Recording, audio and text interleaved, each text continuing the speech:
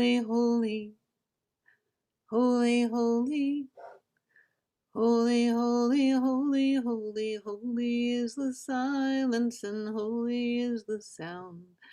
Holy is each one of us and holy is the ground. Holy is the silence and holy is the sound. Holy is each one of us and holy is the ground. Holy, holy, holy, holy, holy, holy, holy, holy, holy, holy, holy, holy, holy, holy, holy, holy. Holy, holy, holy, holy, holy is the darkness and holy is the night.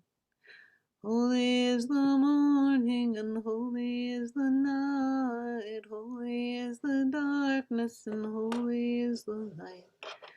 Holy is the morning and holy is the night. Holy, holy, holy, holy, holy, holy. Holy, holy, holy, holy, holy, holy, holy, holy, holy, holy, holy, holy, holy, holy. Good morning, everyone. Basking with you in a Shabbos, we hope of some peace. Grateful to be with you at this morning of joint collaboration between Kohenet and Romemu. We're so happy to have that collaboration. And I'll be teaching this morning. For those of you who might not know me, I'm Rabbi Jill Hammer. I'm one of the Rav Kohanot, one of the founders of the Kohenet Hebrew Priestess Institute and a proud member of the Romemu community. And I'm going to teach this morning about Parashat Vayikra. And we'll be looking at, in some ways, the very beginning of the Parsha. I want to look at the moments of calling Moshe and what happened before that, according to the traditions. Sort of why is this a dramatic moment? What happens during that moment of calling? And then I want to talk a little bit about what happens afterward, which is the list of the sacrifices, the ritual that goes with them, and thinking about sort of what does that ritual mean when we read it today and right now. So that's where we're going to go. Comments are always welcome in the chat and out loud. I won't be able to see everybody. I know that the Cyber Gabayim will be coping with that. But if you have a question, either put it in the chat or just let me know that you want to say something. I really like for our Torah study to be a collaboration. So I want to begin by saying something about the backstory to this first verse of Parashat Vayikra. Oh, and I'm actually going to drop into the chat the Torah study file so that you can all have it if you like. Okay, so there it is.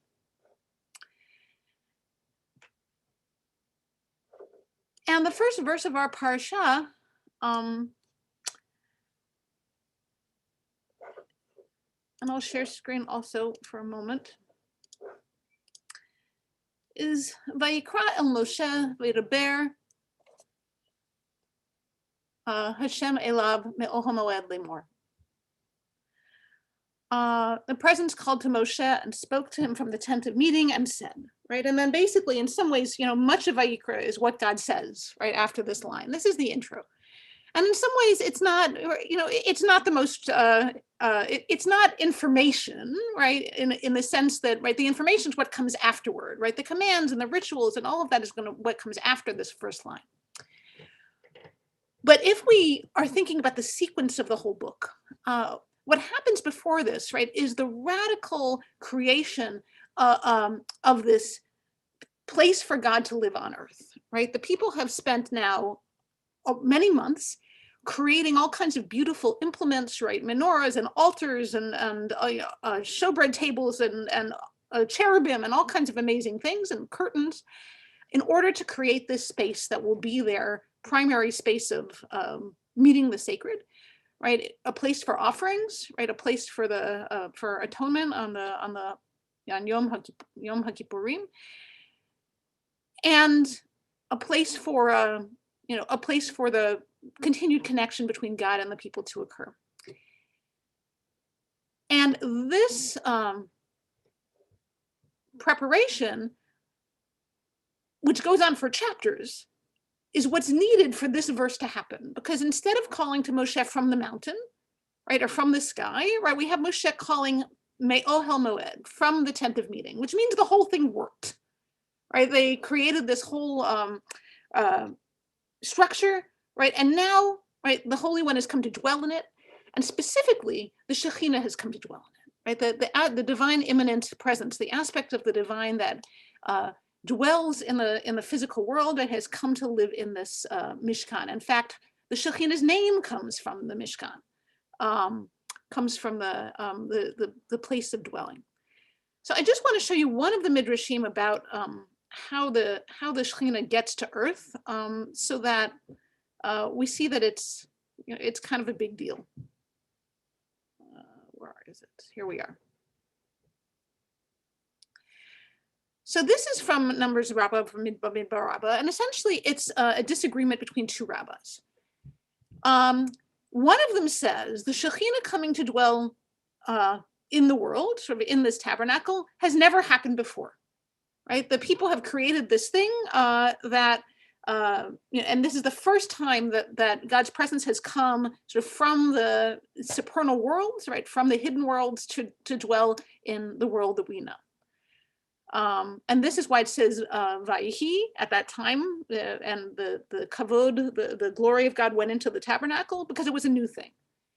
And then another rabbi, Rabbi Shimon Bar Yochai, comes and says, no, it was like that at the beginning of the world, but then it stops. And then it became again, right? The Shekhinah used to walk in the Garden of Eden, right? Used to sort of be around, right? And then when there was the first transgression, right? The Shekhinah left, right? And now she's come back. Right. So in the first opinion, this is something completely new, and the second one, it's returning to how it was. So I don't want to suggest that the divine presence only comes to dwell in the tabernacle, or only with the Israelites, because that's not what I think. But what I think is interesting about this argument is, on the one hand, they're imagining this moment of the divine presence speaking from a sacred space as something that feels totally new, and on the other hand, feeling like something has returned to how it should be, right? And there's a way that this, this connection, like in the physical world, is a return to really how it should be, like how it was at the dawn of creation. And I'm thinking about the ways that when I begin to feel connected to the divine, it feels like something's returning to place. Sometimes it feels like something that's totally new, and sometimes it feels like something that's returning to place. So that's a little bit of the backstory of this parsha, right? So that when God calls from the tent of meeting, right, this is a really special moment, even though it appears God is calling. On business, God is calling to give, particular rituals. There's something quite potent, about this first verse of Vayikra that the whole book is named after. So now that we've talked about the backstory, and again, I hope the chat is open, right? Gabi, if the chat isn't open, please do open it, because then it's open. Great, then I'll be able to see what people say. So Jay at yours says Genesis 1:2, right? When the Shekhinah was hovering on the face of the deep, right? So we actually have the divine presence there as well. All right, so now let's talk a little bit about this moment of calling, this moment of Vayikra. About something about the name is in the name Vayikra. Is that what you mean, Roberta? Or a different name?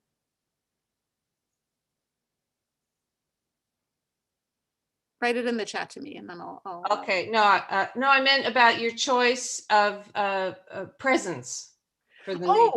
Sure. Well, since were right. I choose different things at different moments for the name of God, but I particularly chose this because this week we're really going to be talking about the way that God dwells within the tabernacle and within the sanctuary, and that's often understood to be the aspect of God we call Shekhinah, and the English translation of that is presence. So that's why I used that name.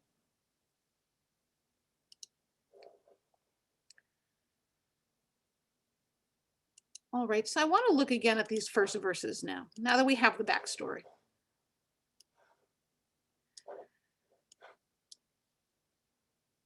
All right, so Yud-Hey-Vav-Hey, or the presence, called to Moses, called to Moshe, and spoke to him from the tent of meeting, saying, right, and is about to give all of these instructions about the sacrifices, the first one being the Olah, right, the first one being the burnt offering. Right? We're going to see a number of these different offerings. One of them is called the Olah, which is an animal offering that's entirely burnt and is a daily offering.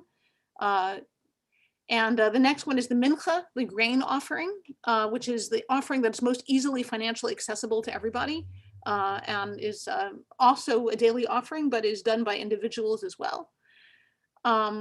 And the third one being the Zevach HaShlamim, the Thanksgiving offering, which is shared. That is, it's shared with the priests and with the people who bring it. It has, in addition to being given to God, it's also eaten. So, those are some of the offerings that we're going to see. And, I forgot about this, but I wanted to tell you about it, which is, oh yes, this is where I wanted to go next. All right, so there's a question about this moment of Vayikra. That is, God calls to Moshe. And Ibn Ezra, Avraham Ibn Ezra, who's a well-known and respected medieval Jewish commentator coming from Spain in the 12th century, asked this question around God called Moshe. And he seems to have the question, why doesn't Moshe go to God? Right now, the tent of meeting is open for business, right? Is ready for ready for connection with the human world. How come God has to call Moshe? Why doesn't Moshe just sort of knock, and come in? I mean, we might say, it's more appropriate for God to call Moshe than Moshe to call God, but there's right, Ibn Ezra has this question. And he says this really interesting thing. He says, Vayikra el Moshe, achar velo yachol Moshe. He calls to Moshe because Moshe can't go. And Ibn Ezra points out that in Exodus, right, when the Mishkan is filled for the first time, when the Shekhinah sort of rushes into the Mishkan after it's all been set up, the cloud is so thick, right, that the people can't go in. Like, it becomes impossible for them to go inside. So Ibn Ezra's pointing out, right, God has to call Moshe because Moshe can't go in, right, or at least thinks he can't go in, right? There's some kind of barrier. So therefore, the presence has to call Moshe into the tent of meeting, and the presence is there behind the curtain. And that's where Moshe would enter. So he's going into the Holy of Holies, right? And the presence is behind the parochet. It's behind this woven curtain with cherubim on it that the people have made to shield the Holy of Holies. And in there, that's where Moshe would go. And then Ibn Ezra says, and this is the reason that it's said that Moshe saw the face of God, right? When did Moshe see the face of God? There is this issue, right? That on one hand, when Moshe says, God, let me see your face, and God says, people can't see my face, right? You can see my back. I'll put you in the cleft of the rock and you can see my back. And on the other hand, elsewhere in the Torah, right, it says that Moshe saw God face to face. And we have this image of Utmat Adonai Yabit, that Moshe would see the face of the divine, see the image of the divine. So Ibn Ezra is asking, well, when did that happen? Right, because it didn't happen in the cleft of the rock, right? We're told that it didn't happen in the cleft of the rock. Ibn Ezra says it happened here in the Ohel Moed, which is an interesting thing to say because what Moshe is seeing is behind the curtain of the Holy of Holies, that he goes into the Holy of Holies the way that the high priest would on on the holiest day.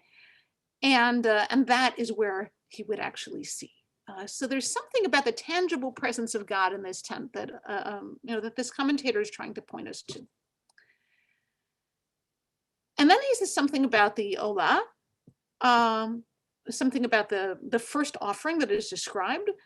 And he says, why are we starting with the sacrifices in Vayikra? Why don't we have commandments? Right? Why aren't we being told about how to live our lives? Why aren't we being told about how to observe Shabbat? Right? Why are they starting with, well, we've been told some of those things in Exodus, but why are we starting the sacrifices first? And he says it's because Hashechina tashuv el mekoma, that the Shekhinah would go back to her place, that is, would go back to the other world if they didn't keep the Olah. That there's something about this offering, the offering that goes up, that if it was interrupted, then the Shekhinah will go home. She won't stay in this place. So we might talk about, what is Ibn Ezra imagining here? Like, what is it about the daily Olah offering that keeps this channel open? And then he doesn't want us to think that that's because the Shekhinah is hungry. So he says, God forbid we should think that God needed an Olah. It's not that God needs to eat animals. And he points out in Psalms that God says, like, if I was hungry, I would tell you, right? I don't get hungry. And then he says a thing Ibn Ezra says rarely. He says, Rak yesh lo so, there's a secret in it. Like, there's a thing that I don't want to explain to you. So he seems to be saying something about, like, that these offerings are not needed in their physical entities. That is, we shouldn't think that the animal sacrifice was the only procedure that could bring God and the people together. But there's something about the Olah that is keeping the Shekhinah dwelling in this place. There's something about the daily ritual, right, that maintains this connection. So I thought we might take a moment just to discuss this a little bit. What do you see as the connection between, Vayikra, right? God called Moshe, and this and these offerings is one question, and another question is this question about the intimacy that happens between Moshe and God in the tent of meeting, and how do we imagine that? And actually, before I start to take comments again, I want to point to one more thing.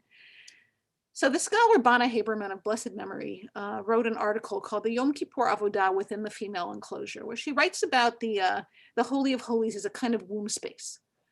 And she notes that enclosed space is often understood, right, to indicate a female aspect of the material world, right? Even though lots of kinds of people have wombs, right? The Jewish myth often understands this as a female aspect, and the enclosed space of the Holy of Holies has this aspect of womb quality. And because it has this nested chamber quality, right? There's something sacred and life-giving inside this concealed space. And then she says this thing that I wanted to bring. Approaching and entering the confines of God's house are biblical metaphors for attaining intimacy with God. That is, going inside this space. When Moshe is called into this space, that's a way of telling the story of human intimacy with the divine. So I think we might think something about that. Like, what about this enclosed space, right? That is going to be the stage, right, for all of the rituals that we are going to be taught. In some ways, that's the ground that passes very quickly, but is the foundation, right, for everything that will happen. So, what about this space, and how do we achieve that intimacy in the absence of that space, or in a different form of that space, which is really what we have today? Right, so I'm going to stop sharing for a moment. I imagine that folks have comments.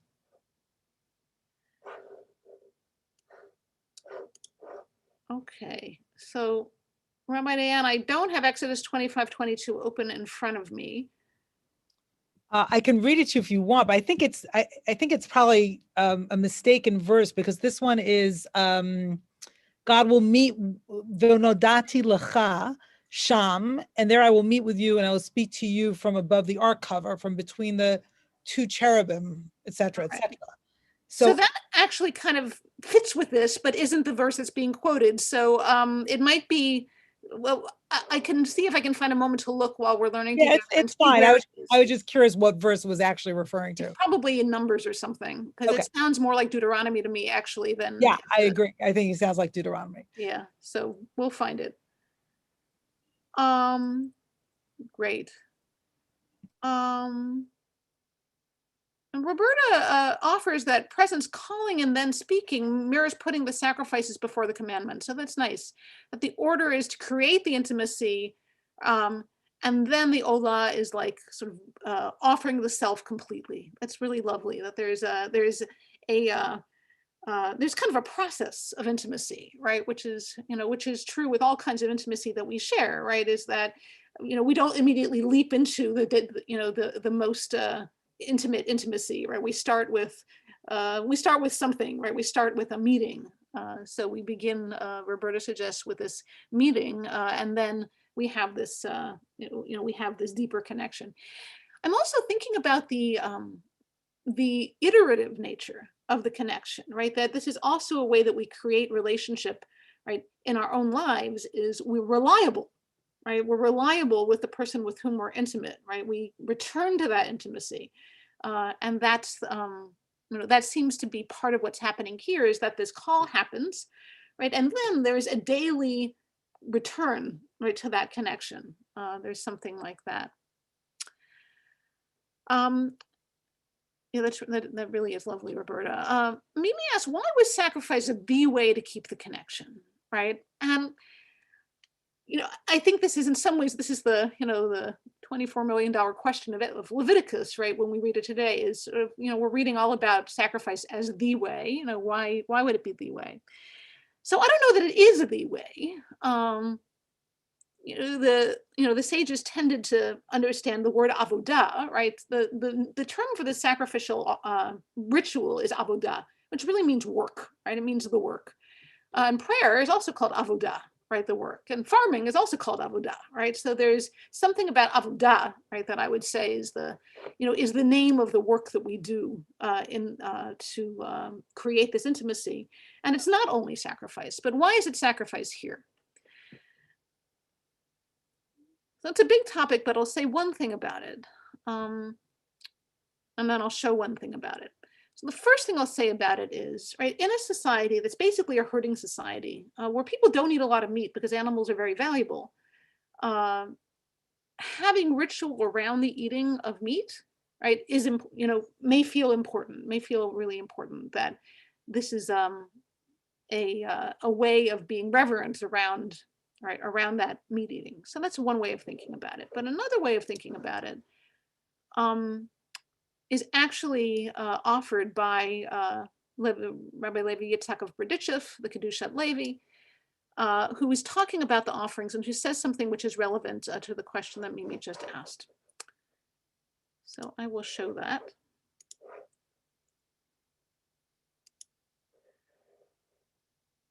So this is what the Kedushat Levi says. So haklal, like the principle, ki korban b'dimut hashefa shel Kadosh Baruch Hu mashpia, mechamat chasdo hagadol. That the offering is in the same image of the kind of overflow that God overflows out of God's great love, without the physical world's doing anything. And this is why the offering is an olah, a living being, because life is from the Holy One of blessing. All right, now this logic might not work for you, but what Rabbi Levi Yitzhak is saying is that we're offering the olah essentially as which is a life, right, as a reminder that we receive life from the Holy One, right, that life belongs to the Holy One. And right, again, if you're if it may be distasteful to us to take an animal's life in order to make that point, right?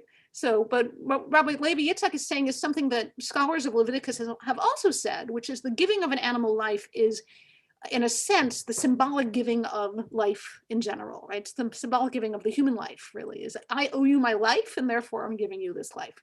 Right? That seems to be something like, the idea of the exchange that's happening.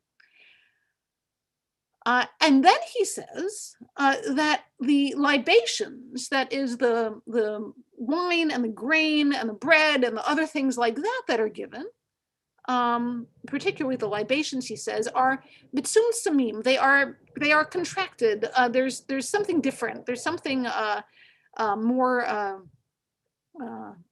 human about those gifts. Because those gifts come al yedei maaseh tachtonim. Those gifts come from the work of the human world. Because a person needs to work to plant or sow. But the animal, actually, the person does not grow, right? The Holy One grows that. That's not so, again, I'm not totally sure about the biology of this, right? Because actually plants grow by themselves too. But he seems to want to make a distinction between the olah, which has to do with divine shefa, and the nisuch, the libation, which seems to celebrate the human capacity for making things, growing things, creating things in the world. And he says the libations teach about the overflow that flows from the Holy One of blessing because of the deeds of the finite beings. For Yisrael is worthy because of their good deeds, that the Holy One should pour out good things on them.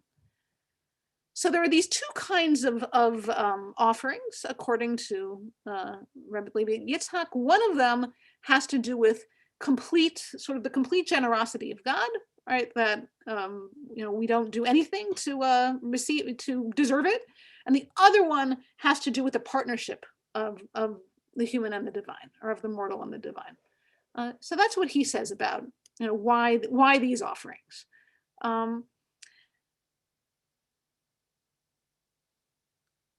Later on, when the Jewish people began to substitute prayer essentially for all this,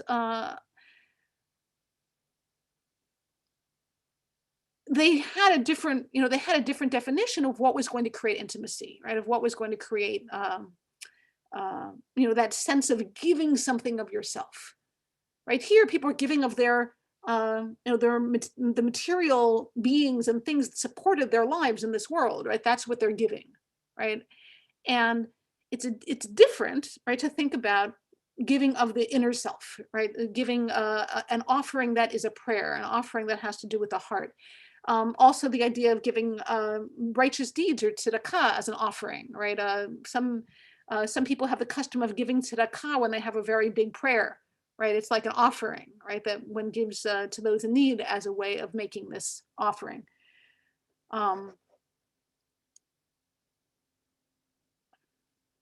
There was a third thing I wanted to say about the way that we make this intimacy.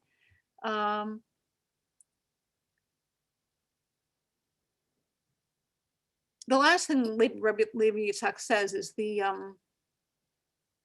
that in the wilderness they receive the manna and the well, right? These sort of miraculous sources of food, right? Because in the wilderness they don't grow anything. They just are sort of just in a state of complete receiving. So just thinking about that tension between what it means to acknowledge that we receive so much from the world without anything that we do, and also to acknowledge the things that we do, right, to make an impact on the world. Okay. I'm going to stop there again. Ooh. Okay, I'm going to put the document in the chat again, because I think some people didn't get it, and that way you will be able to see the sources in their fullness if you would like to do that. Okay. Great. Other thoughts about this? Like, what does it mean to create divine intimacy? Lauren says an offering of one's time. All right, so that's another offering we can give, right? Because we have a finite amount of time in this world, right? When we give something of it, when we give our time, right? That's another way of making an offering. So what's the nature of an offering, actually? This is a thing that we might be thinking about, right? That when God calls to Moshe, right, and they're speaking together, right, that seems to be one kind of intimacy. There's an intimacy of sharing, right, of communion. But there's this other intimacy that is created via gifts, via gifts that we give one another, right? In the same way that we might give one another of our affection, of our, what is our love language, right? Of our time, of our,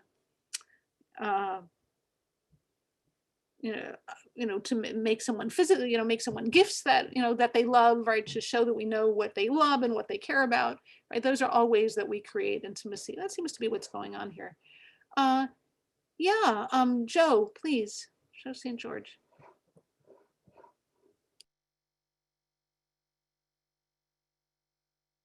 Joe, I see you have your hand raised. Would you like to say something?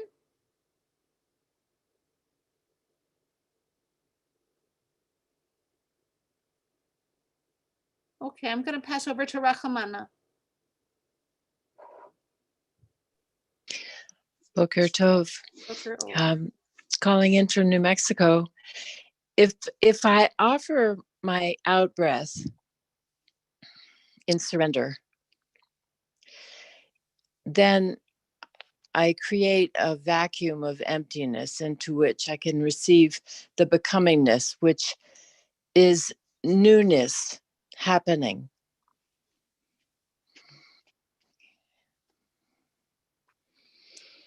That's beautiful. I love the thought of offering the out breath. I think that's really beautiful. It's wonderful, right? We receive the in breath, right? And then we offer the out breath. I think that's really, really amazing. Wow. Shabbos, this is Joe. I apologize. I was having problems getting the mute button to function properly. I have a question. Yeah. Over and over, we see that every time you approached God, you always had to bring an animal sacrifice, an offering, and each offering had a different purpose. Sin offering, a friendship offering, the Passover, so forth. Is there the requirement to offer blood, even though we know that the blood offering was just a symbol of what you're calling the relationship? Does it have still a meaning for us from the perspective of understanding the sacrifice that we're to make, the level? Like, so for example, me giving time is not the same as me giving my life, right? Even though, meaning like when Abraham was asked to sacrifice Isaac, and ultimately Isaac wasn't sacrificed, but he was willing to shed blood of his son. And so that blood still does it connote the depth of life that's to be given for us? Like, does it still have that same meaning? Because that's I don't know if I'm being clear or not, but I hope you kind of understand what I'm trying to get at with regards to, the blood and I understand. deeper meaning. Yeah. The early in the Bible, right, we hear the phrase "Hadam hu hanefesh," right? The blood is the life, right? So they had the idea that the blood encoded the life force, and for that reason, I think they saw it as as a potent offering. But I don't think I don't live in that way, and I don't think that it's the only powerful offering. It certainly mattered a lot to our ancestors, but one of the offerings that they prescribe, for example, is the mincha offering, which is a grain offering. And what's special about that offering that the later commentaries emphasize is that it's an offering that's available to the poor. Because people who were poor didn't have an animal to give. Like that wasn't open to them. They didn't have a cow or a sheep that they could afford to give, just to the divine. That was why, a sin offering was such a big deal, right? Was because of the expense. And so the mincha offering could be given by anybody. And in fact, it even says in the text, you can bake it in a different way. Like if you have a pan, you make it in a pan. If you have it in a pot, you make it in a pot. You make it out of what you have. And that offering was an offering you could bring, as a way of creating intimacy with God, of creating connection with God. And it's actually the only offering that we name a prayer service after today. Right? The afternoon service is called the mincha after that offering. And I'll say one last thing about archaeology, which is that when we look at biblical archaeology, what we see is that there are altars for animal offering, but there are also home altars that are for incense, right? That are for produce, that are for spices, that's for wine, for milk, even for honey, which the biblical text says not to offer, but the ancient Israelites actually did in some cases.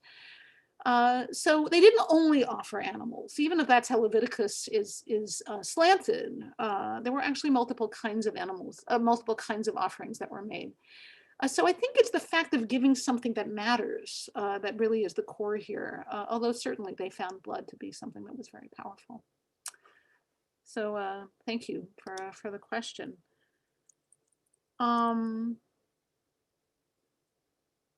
Great. I just want to point to a couple of things in the chat, but I do see you, Nechemia, just a moment. Alma says that if blood is associated with the life force, then any offering that takes the life force, can be an offering, right? And time also is a giving of the life force, right? There are lots of ways we give life force, so that's I think quite lovely. And Harriet makes a similar point: when we give love and attention and time and breath. And Ori says, Ori asks about the honey. Yeah, it says in the Tanakh you're supposed to offer offerings with salt, but not with honey. But we see honey altars in in the archaeology. So some kind of dispute about whether that was appropriate. But yes, yes, Nehemiah, please.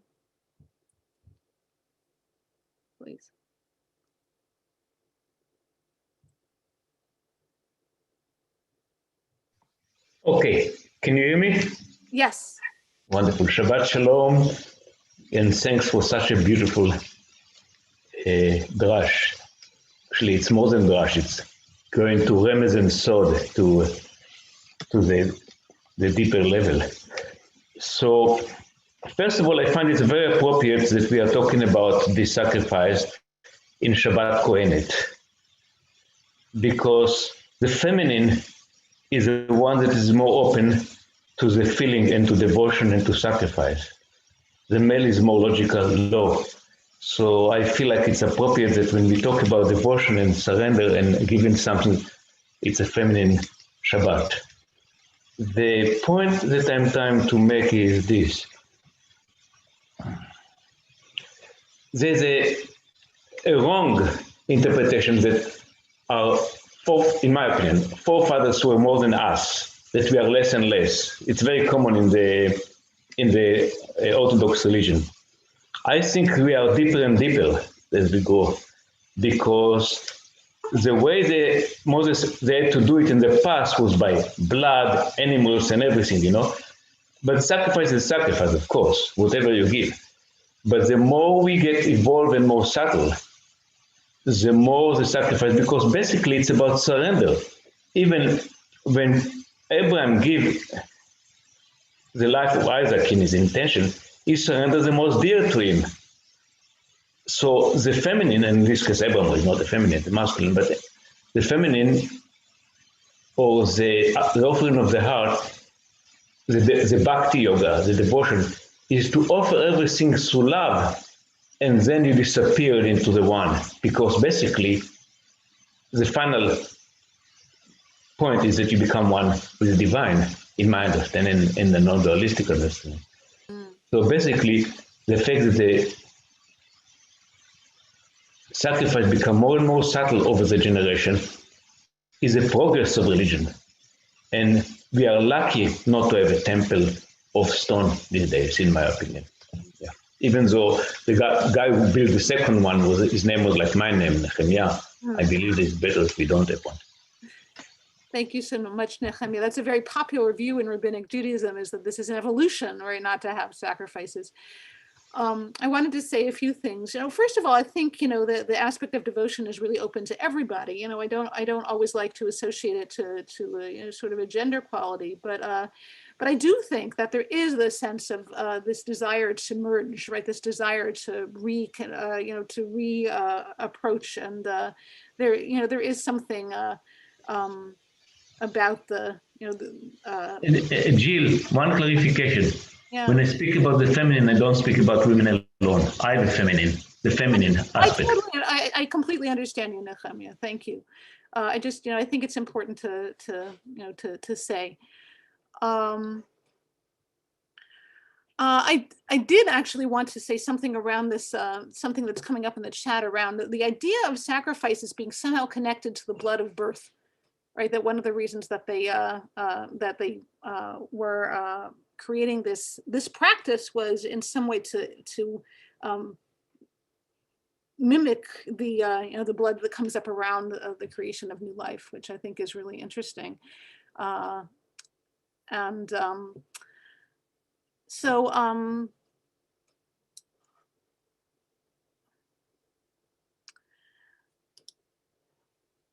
There's a for me, there's a curiosity around that, around that sense of, how did they regard, the birthing body, the bleeding body, and in some ways, is that what the Holy of Holies is coming to is partly mimicking, right? That's really what Bana Haberman is saying, right? That this is supposed to be like a life-giving chamber, and therefore, is connected to blood. I want to show one other thing. We have just a little bit more time, and I want to show one other thing.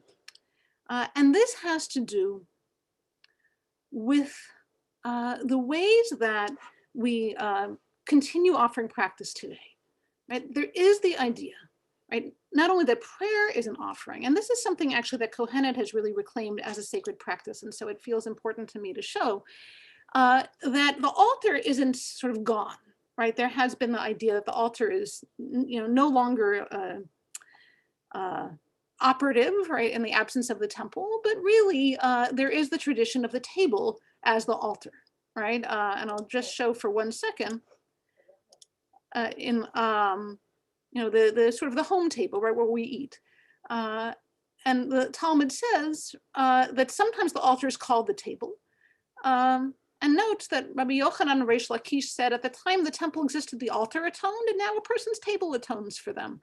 And this is why this Moses Israelis says in the gloss on the Shulchan Aruch, right, that when we bring salt to the table, it's like when we bring salt to the altar, right, that the table has become the altar. So that was their way of saying we still have an altar, or we still have the possibility of receiving and giving the gifts that grow out of the earth, right, and the gifts of life, right, via the way that we eat, right, via the ethical way that we eat and the blessings that we say and so forth. And the practices around food are a way of continuing to receive and to offer in a way that connects us the way the altar did. And there still were sacred spaces in homes, right? You might have one yourself if you have Shabbat candles somewhere on a table. And I wanted to just show you some of the Kohenet altars, because this is a practice that we actually reclaim from our ancestors, that when we daven in physical space together at Kohenet, we often have a central sacred space. And so I want to just show a couple of those. So this is one of them I made last summer. This has some of the Kohenet sacred objects, including the big bowl in the middle, was made in honor of the washing basin, the kior, that's mentioned in the Torah. This is often our center, and you can see that we have what we call the umbilical cord, which is actually a way of representing the intimacy between us and the Shekhinah. We often have this at the center of our altar. So that's one of them. This is one from a first fruits ritual at Isabella Friedman Jewish Retreat Center, where there's often a first fruits ritual. Kohenet Sarah Shamira Chandler is often involved in leading this, but other folks too.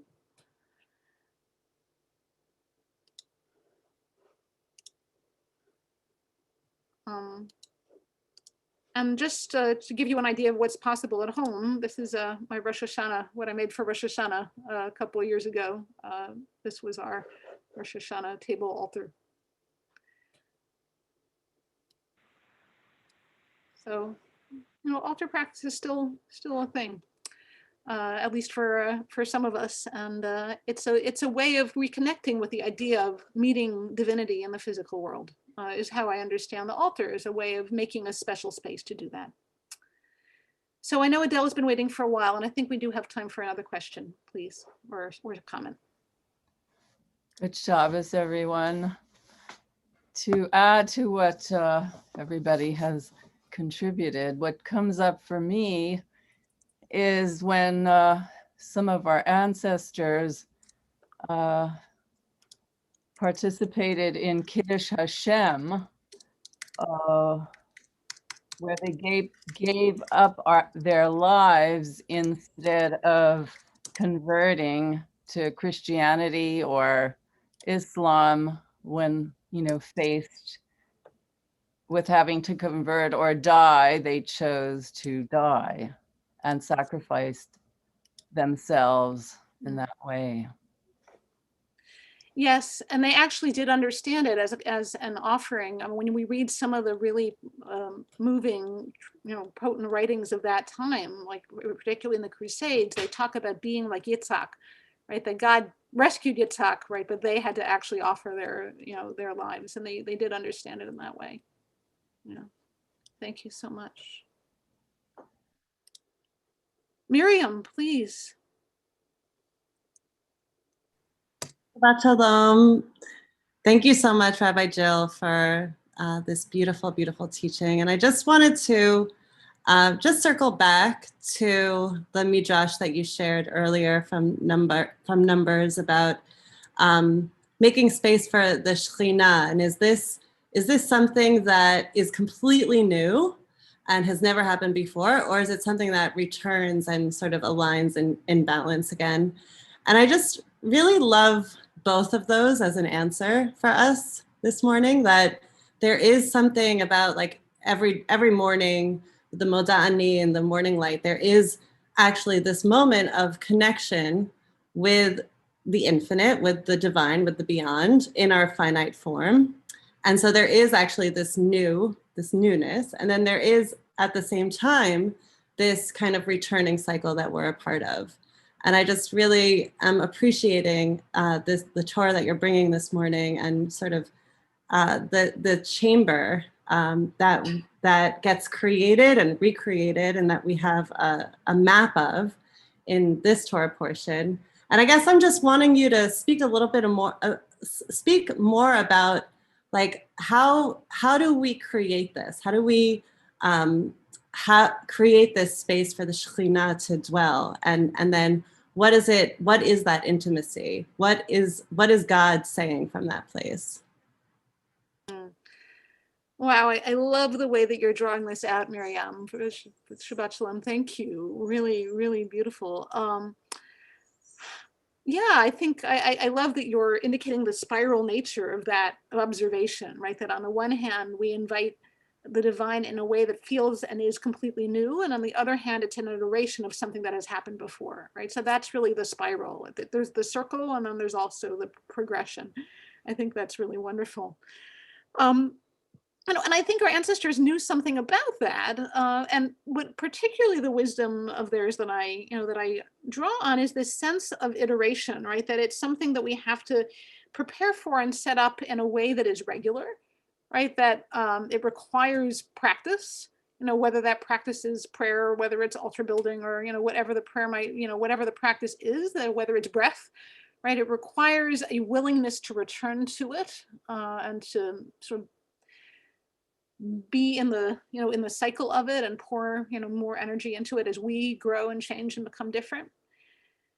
And it also requires, I think, some sense of creativity and spontaneity, and that's the new piece, right? Is to the challenge of ritual, which I think is also the challenge when we read Leviticus, right? The challenge of ritual is that ritual can become old very quickly, right? If it isn't invested with new meaning, if we're not the people who invented it, and it can begin to feel stale, or it can begin to feel irrelevant. Like, this reading about this, the cow offering is not, it's not doing anything for me. I don't get it. So to what extent do we allow the sort of the antiquity and the consistency of ritual to give us grounding?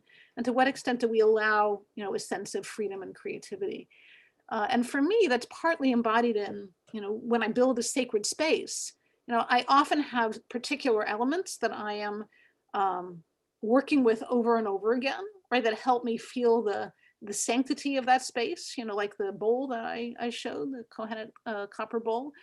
And on the other hand, there's a need to freshen it, to make it new, right? To do something new with it. Let's all put blessing notes on the altar.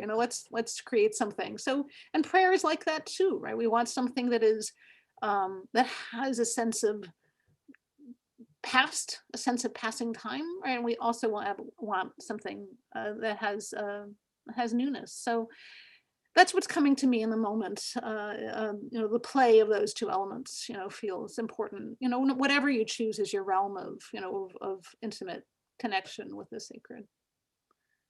Thank you so much. Yay. I think, I'm not even sure if we have time for one more. I guess we can do maybe one more. And Daniel has been waiting for a little while. Shabbat Shalom. Can you hear me? Yes, Shabbat Shalom. So many years ago, I came across a name for the Shekhinah that I'm pretty sure is called the Bat Kol. Bat Kol, the daughter of the voice. And the mystics talk about the Bat Kol as the Shekhinah manifesting as voice. And I kind of understand that as the quintessential experience that Moses had on Sinai, that the sounds of the shofar grew louder and louder, and Moses would speak, and the divine would answer in voice. The divine would answer in kol, in voice. And the unpacking of what was the voice that Moses heard, it was the voice of Moses. It was his own bat kol. It was the fractal of the divine, the Shekhinah within him. And so the Mishkan actually becomes a recreation of that moment where the calling is the inner voice, the Shekhinah of Moses. And since we are all portable Mishkans, each one of us, we have access to the most intimate kind of experience there could ever be, which is that our own innermost voice from our inner holiest place is the Shekhinah. Thank you so much. I think that's really, really powerful. I love the reading that this is Moshe's voice. Maybe that's what calls to him to go into the Mishkan. I think that's really lovely. I'll say one thing about the Bat Kol before we close. The Talmud uses the word Bat Kol, the daughter of a voice. It literally means the daughter of a voice, as the voice of prophecy, like in that, in their time. But they say the daughter of a voice, which really means an echo, but to indicate closeness, but also distance, right? It's the daughter of the voice, right? We hear it, but it's an echo. It's not the original, right? So there's something about the distance there, the longing, and also something about the closeness, right? So I love that way of thinking about the divine voice, that it's the echo that we hear. Really beautiful. Yes, if people have more to add, please do so in the chat. And we will be moving on to davening in 4 minutes or so. Thank you all so much for being part of our Shabbat morning Torah study today, and hoping to daven with many of you. Shabbat Shalom. Thanks again to Romemu and to Kohenet.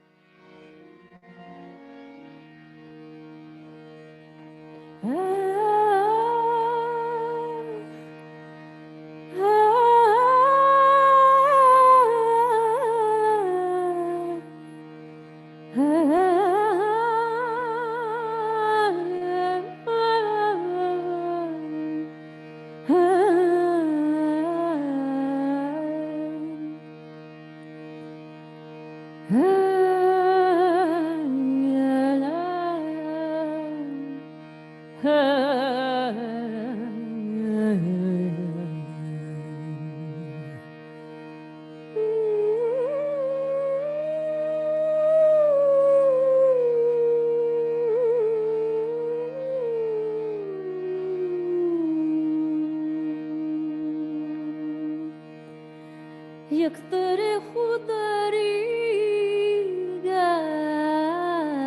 عدلي هيا يروني بك يقترح طريقة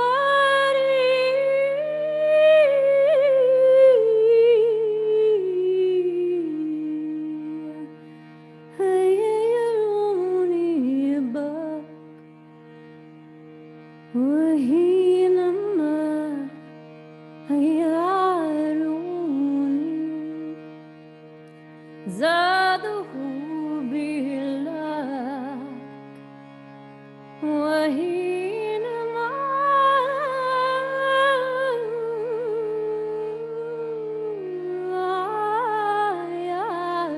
يعروني زاده بالله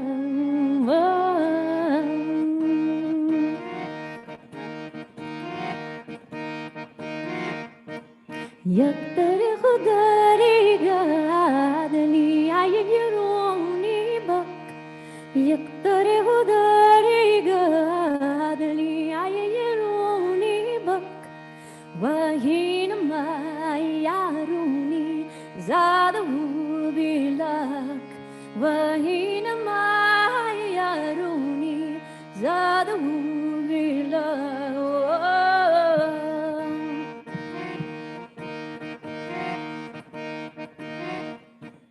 رنا يتكالو شكت سلا يتكالو طاب رنا يتكالو شكت سلا يتكالو طاب بكا يتكالو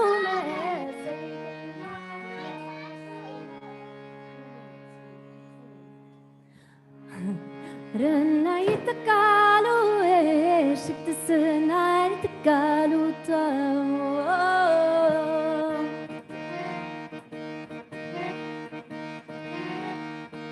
بكيت كالو شكت سلايت كالو طاب رنايت كالو شكت سلايت كالو طاب بكيت كالو مسيكن بارك الباب بكيت كالو مسيكن بارك الباب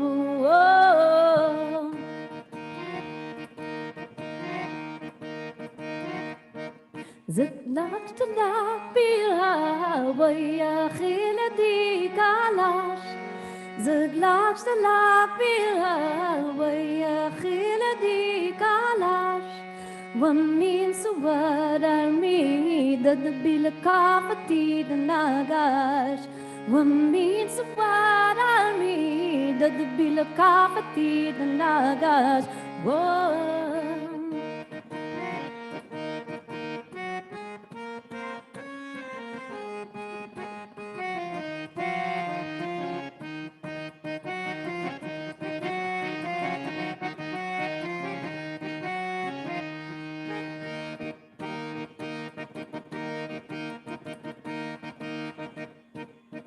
ومين سواد الميد بالكافتي ناقاش ومين سواد الميد بالكافتي ناقاش التيب والثري والمواد تراش راش التيب والثري والمواد تراش راش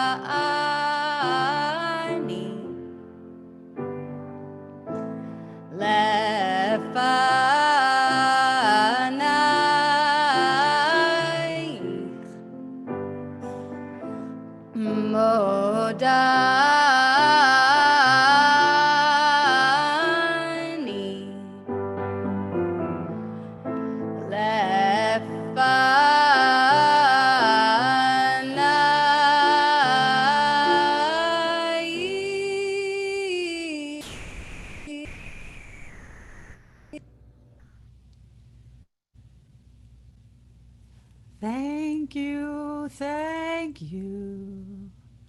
Gratitude, so much gratitude already for the Shekhinah weave that's already happening. Welcome everybody. This is our third annual Kohenet Romemu service weave.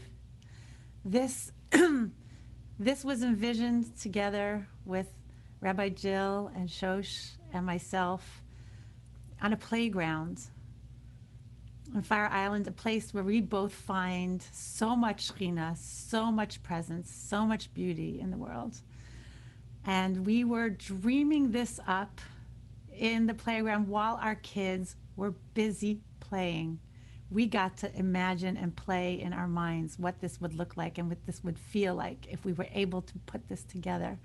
And it's so much gratitude to welcome everybody here, both from Romemu and from the Kohenet world, to just be together this morning. And the ability, because of Zoom, when obstacles are also opportunities, because we're on Zoom, we're able to bring more Shekhinah, more priestesses into our midst.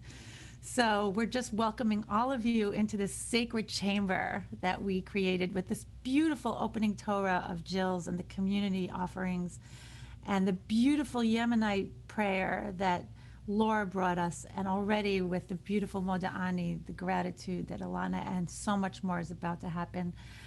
I'm just so full of gratitude. I'm already crying. So if everybody else feels the tears streaming down their faces, it's appropriate and it's opening and bring us into more opening. Shosh, please, please.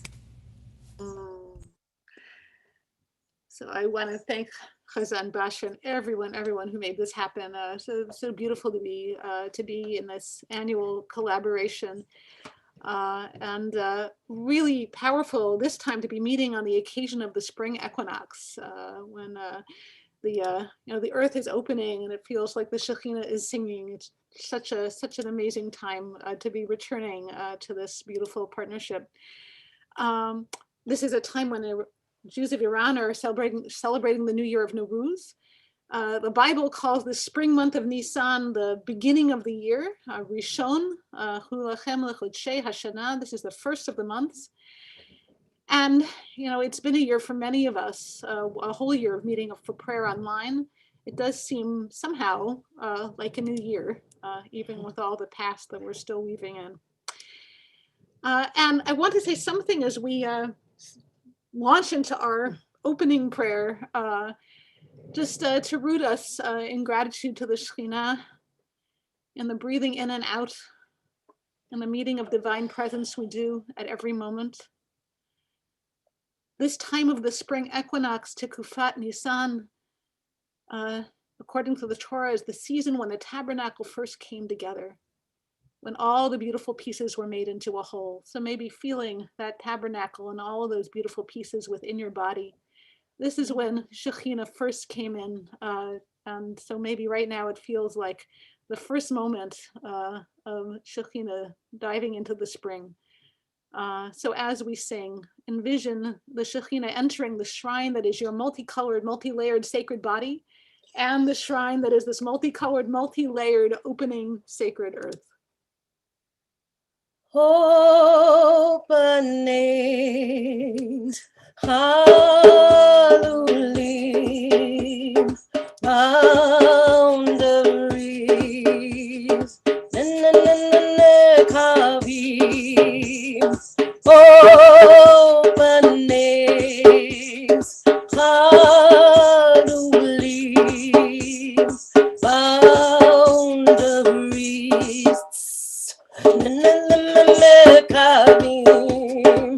I bless Shekhinah. 1 second, let's make my throat a little more open. There we go. I bless Shekhinah for creating my body. I bless Shekhinah for my beautiful form, with passageways and organs working together, chambers of wonder that open and close. I bless Shekhinah for the wisdom inside me. I bless Shekhinah for my skin, flesh, and bone. I'm an animal creature of hunger and kindness, a puzzle of pieces, fragile and strong. But one of them should fail, I cannot stand before Shekhinah. You're my healer, the life force that I know. In my heart beating, lungs breathing, muscles reaching, excreting, pleasure seeking, deep feeling, body in rhythm. Singing your song. Openings, hallelujah, boundaries,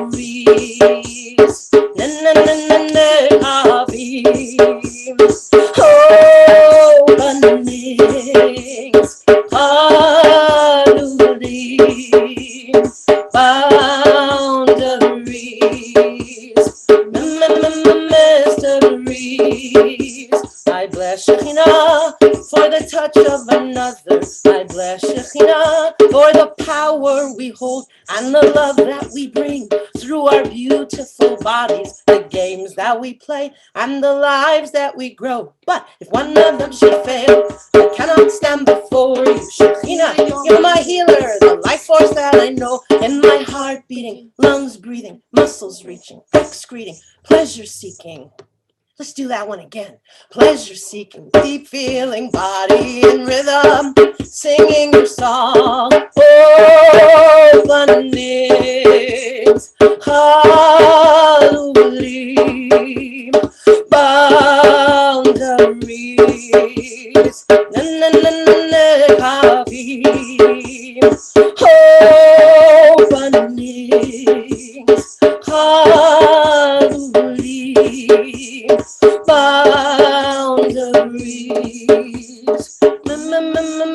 mysteries. And when I'm at the end breath will release. Then I will shed my skin, I will join with the whole. But for now, I will sing with my beautiful body.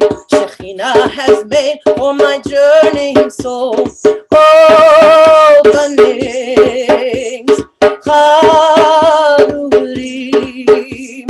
boundaries, nekavim, openings. Open something that isn't open. Invite something open. I'm opening my lungs. I'm opening my hands right now. Chalulim, boundaries, nekavim, openings, chalulim, boundaries,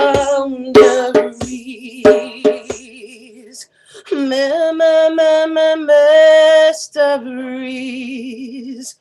Brucha asher yatzra et ha'adam bechokma. Brucha asher yatzra et ha'adam bechokma. Uvaravo chalulim, chalulim, chalulim. Uvaravo nekavim, nekavim, nekavim.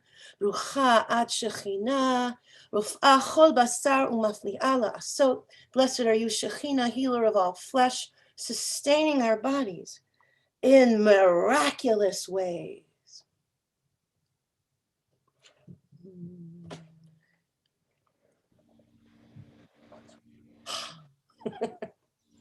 And from this gratitude, we flow into yet more gratitude, finding our ground beneath us, finding our guidance within and beyond.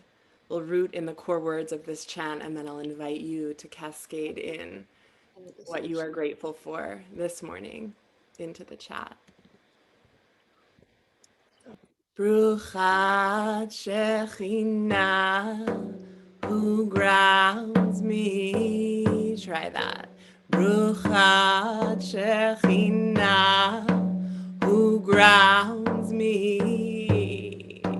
Bruchat Shekhinah, who reminds me that I know. Bruchat Shekhinah, who reminds me that I know. Bruchat Shekhinah, who guides me. Try that. Bruchat Shekhinah, who guides me. Bruchat Shekhinah, who gives me courage to let go. Bruchat Shekhinah, who gives me courage to let go, who grounds me. Bruchat Shekhinah, who grounds me, reminds. Bruchat Shekhinah, who reminds me that I know. Bruchat Shekhinah, who guides me. Bruchat Shekhinah, who gives me courage to let go. Bruchat Shekhinah, who grounds me. Bruchat Shekhinah, who reminds me that I know. Bruchat Shekhinah, who guides me. Bruchat Shekhinah, who gives me courage to let go. Continuing to pour into the chat what you are grateful for this morning. Bruchat Shekhinah, Bruchat Shekhinah, for coming home to myself again. Bruchat Shekhinah, for this moment and this music. Bruchat Shekhinah, for hearing my divine spark. Bruchat Shekhinah,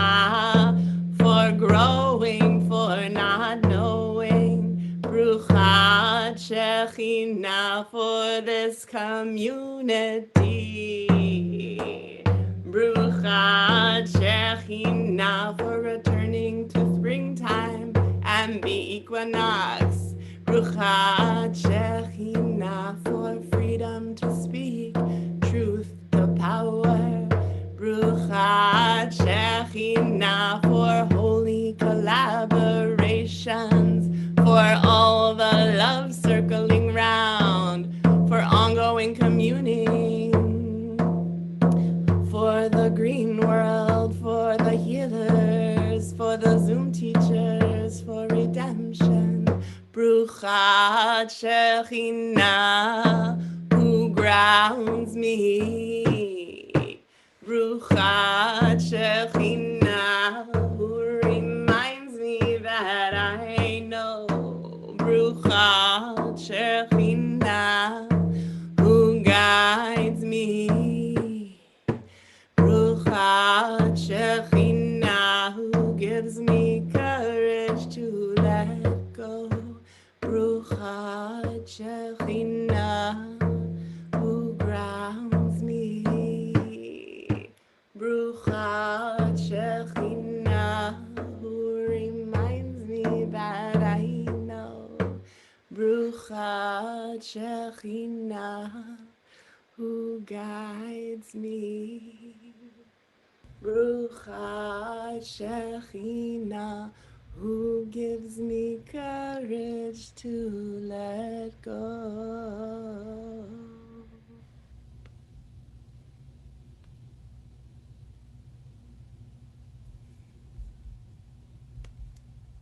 And as we open with more gratitude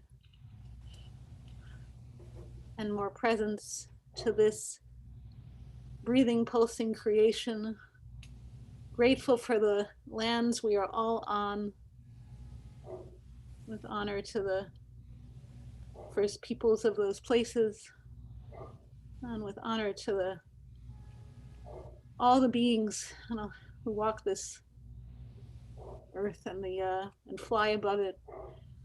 We deepen now into a hymn for creation, Baruch She'amar, or as we will sing it today, Brucha She'amra. Blessed is the one who spoke, or perhaps who simply breathed, and all this came to be. Brucha she'amra v'haya ha'olam. Blessed is the one who whispered and the world became. Brucha hi. Blessed is that one.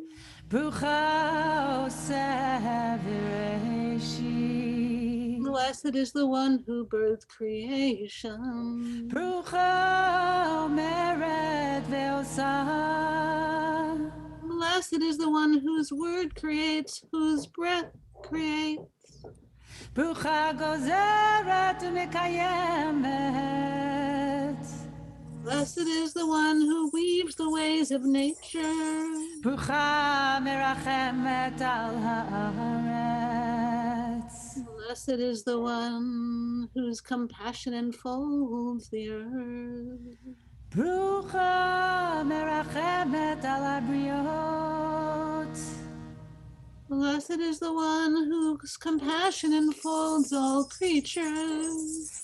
Brucha mishalemet zachar tov l'reyoteha. Blessed is the one who rewards reverence with synchronicity. Brucha chaya la'ad v'kayemet la'netzach.